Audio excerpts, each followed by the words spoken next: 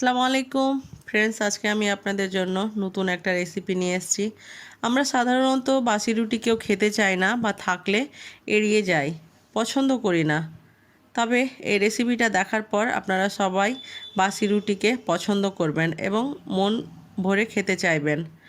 এখানে আছে আমার কিছুটা বাসি রুটি।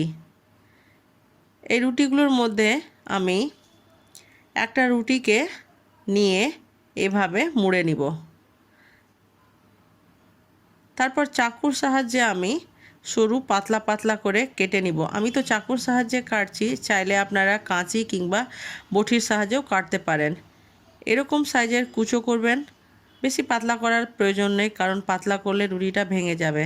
আমি এখানে সর্বমোট 2টো রুটি নিয়েছি, আপনারা চাইলে পরিমাণ বাড়াতেও পারেন। কড়াই গরম হয়ে গেলে আমি এখানে একটু তেল দিয়ে দিব।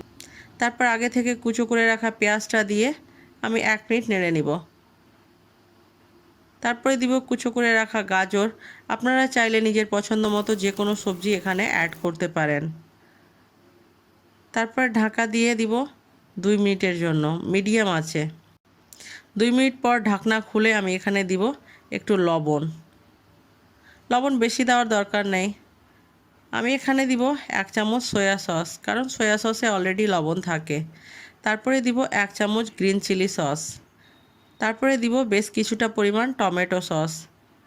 তারপরে দিব কুচো করে রাখা রুটিটা দিয়ে আমি 1 মিনিট হাই হিটে এটাকে নাড়ব। নাড়ার পর আঁচটাকে মিডিয়াম করে আমি 2 মিনিটের জন্য এখানে রুটিটাকে আমি ঢাকনা দিয়ে দিব। ঢাকনা দিয়ে আমি এটাকে ঢেকে দিব। 2 মিনিট পর ঢাকনা খুলে দেখব রুটিটা বেস্ট আমার ময়েস্ট হয়ে গেছে।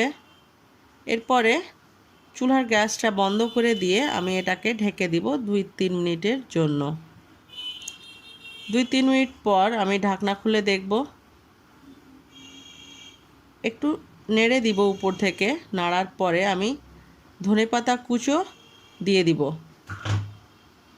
দেওয়ার পর একটু নেড়ে আমি কুচো করে রাখা কাঁচা লঙ্কা দিয়ে দিব।